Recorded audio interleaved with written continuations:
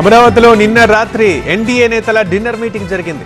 ఎన్టీఆర్కి భారతరత్న ప్రకటించాలని CM Chandrababu BJP chief Purandeswari కోరారు.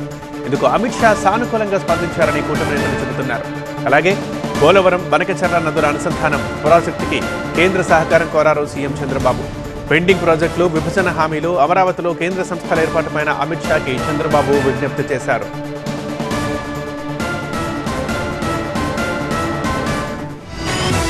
అమరావతి వేదికగా కేంద్ర హోంమంత్రి అమిత్ షా నేతృత్వంలో ఎన్డీఏ నేతల డిన్నర్ మీటింగ్ దాదాపు గంటన్నర పాటు కొనసాగింది.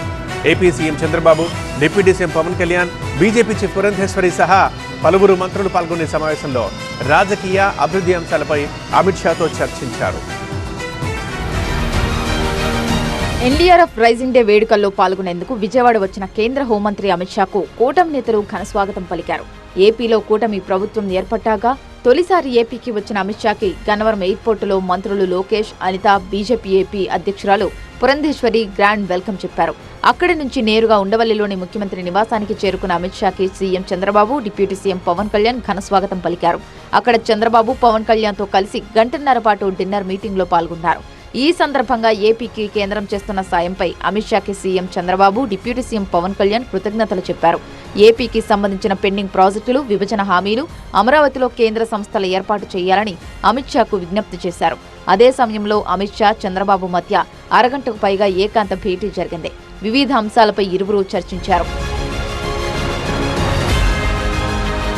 ఏపీలోని తాజాగా రాజకీయ పరిణామాలతో పాటు నేషనల్ పాలిటిక్స్ పైన అమిత్ షా భేటీలో ఎన్డీఏ కీలక నేతల మధ్య చర్చ జరిగినట్లు తెలుస్తోంది.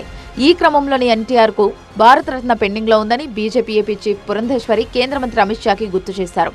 దాంతో ఎన్టీఆర్ వర్ధంతి అంశాన్ని అమిత్ షా దగ్గర ప్రస్తావించారు సీఎం చంద్రబాబు. ఎన్టీఆర్ కు భారతరత్న ఇవ్వాలని ఆకాంక్షించారు. కృష్ణానది జలాలకు సంబంధించి అంతర్రాష్ట్ర ఇబ్బందులు ఏమైనా ఉన్నాయా అని అమిత్ షానే సీఎం చంద్రబాబును అడిగి వివరాలు తెలుసుకున్నారు. ఇక సీఎం చంద్రబాబు నివాసంలో ఎన్డీఏ నేతల డిన్నర్ భేటీ తర్వాత కేంద్ర హోంమంత్రి అమిత్ షా విజయవాడలోని నోవాటెల్ హోటల్కు వెళ్లారు. రాత్రి అక్కడే బస చేశారు.